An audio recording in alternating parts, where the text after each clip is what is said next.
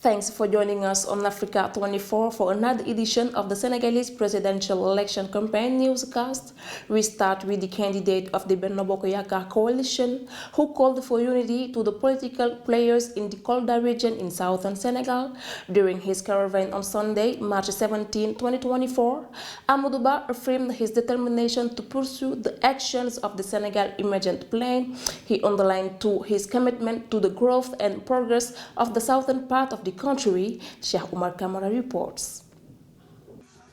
Candidate for the March 24, 2024 presidential election, Amadou Bâ promises a prosperous future for Senegal. During his caravan on Sunday, March 17, 2024, to Vélingara in the Kolda region in southern Senegal, candidate Amadou Bâ presented an ambitious development program for his part of the country. Reaffirming his determination to pursue the implementation of the Senegal Emergent Plan from April to 2024, Amadou Bâ underlined his commitment to the region's growth and progress. With the sons of Kolda who are here, we will continue to implement the PSE, Plan Sénégal Émergent. Be united, be determined. We have the truth with us. We have the commitment.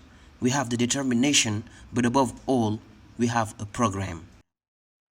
If elected President of the Republic of Senegal, the former Prime Minister reassured the people of the Kolda region that his program would be implemented as soon as the election results were published. Amadou Bâ also called for tolerance, understanding, respect for others, and greater cohesion to build a stable and prosperous Senegal. Rest assured, from the 3rd of April, all the commitments made here will be honored. There is no room for insults. We have a program, and we will defend it with your votes. Under the Macky Sall era, the presidential movement has completed a number of infrastructure projects in the region, including the rehabilitation of the Kolda-Tanaf and Kolda-Konkani axes, the reconstruction of the Kolda Bridge, the enrollment of 112,646 families in the SEMI program, and the provision of 10,657 family security grants, the development of the Fuladu-Fulub Road, and the construction of the Medina-Pakan-Biaro axes have also become a reality. Thanks to the support of DER and FONGIP, 2,223 billion francs CFA have been injected into the activities of the Department of Young People and Women. Mamadou Lamine Diallo, candidate in the March 24 presidential election, is proposing a program called Senegalese Agenda for National Recovery. The leader of the Tekki coalition intends to take emergency measures if he is elected at the head of the country. These measures include calming the socio-political climate and restoring citizens' political and civic rights. His profile with Samantha Sabiru Sabubanga. Born in 1959 in Dakar, Senegal, Mamadou Lamine Diallo is a Senegalese intellectual and politician. In the running for the March 24th presidential election, Mamadou Lamine Diallo is proposing an agenda to turn Senegal around.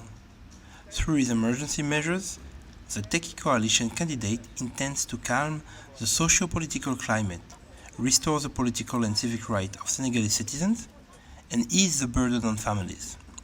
The leader of the Tekki movement is a polytechnic engineer and a member of Senegal National Assembly. Il faut ramener les 2 mandats à 5 ans. We need to reduce the 2 terms of office to 5 years. That's my main political battle, and I say it today. The first step of the second point of our program is to reconcile the Senegalese with their institutions, in particular, the institutions of the President of the Republic. The President of the Republic has too many powers in this country. The leader of the Tekki movement reaffirms his ambition to industrialize Senegal. Following the example of Asian countries, Mamadou Lamine Diallo also believes that the President of the Republic should be answerable to the law. In his view, the President's power should be reduced and the National Assembly should be strengthened and made a tool for driving political life and overseeing government action.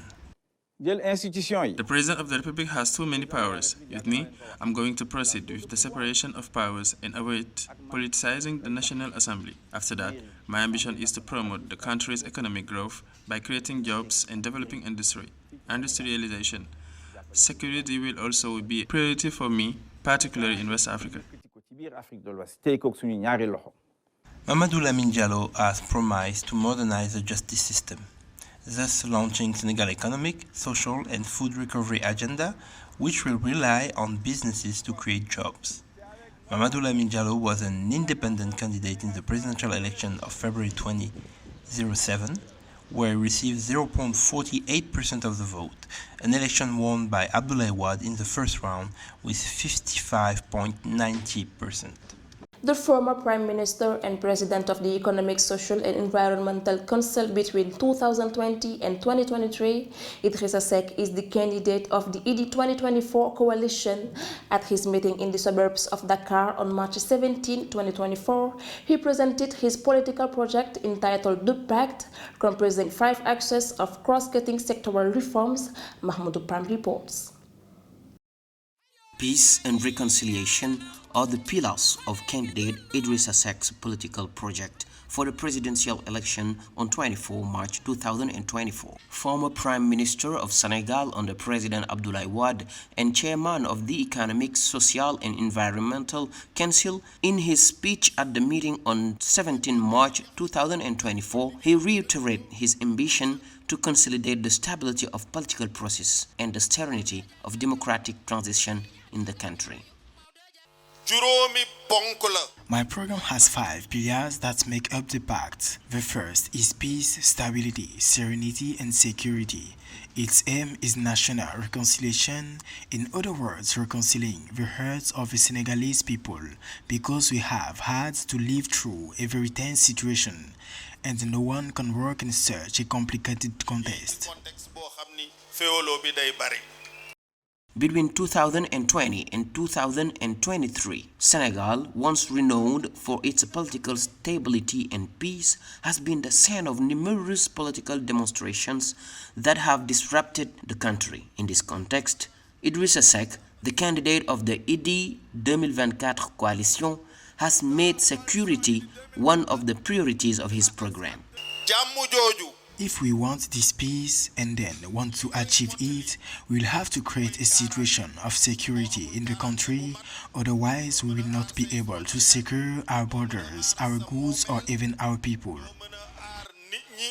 Senegal has slipped 4 places in the 2023 Democracy Index, underlining the importance of the pillars of peace and national reconciliation for the country's future. PACT is one of the few programs addressing these key challenges ahead of the presidential election on 24 March 2024. The exploitation of oil and gas in Senegal raises serious questions about the impact on the environment and public health. Fossil energies are officially responsible for almost 70% of greenhouse gas emissions. The forthcoming exploitation of hydrocarbons also raises the question of the preservation of fishery resources and the interest of fishing communities. Pauline Minka gives more details in this report.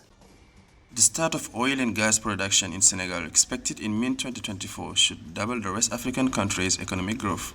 However, this development raises serious questions about its impact on the environment and public health. Since fossil fuels are officially responsible for almost 70% of greenhouse gas emissions, the exploitation of hydrocarbons also raises the question of safety in general, not only because of the nature of the installations, but also because of the need to preserve fish stocks and the interests of fishing communities.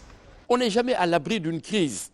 We are never safe from a crisis, particularly an accident, either a boat that has problems and spills its oil into the sea, or in the past we have had accidents where oil has spilled. We need to be vigilant on this area. With oil and gas expected to come on stream in mid-2024 from the Sangoma and Grand Tortue Ahmeyim fields, co-managed with Mauritania, Senegal expects to double its gross domestic product growth to 8.3% in 2024 from 4.1% in 2023, according to IMF projections. However, the oil and gas industry, whether onshore or offshore, is developing highly complex technical and operational activities that can cause accidents and pollute marine and coastal ecosystems. According to scientific data, fossil fuels generate 70% of greenhouse gas emissions. Biodiversity impact assessments are extremely important and even necessary, especially for offshore oil and gas mining resources. Any impact assessment must take account of the consequences for the ecosystem. So it goes without saying that any project of this scale must be accompanied by an overall assessment.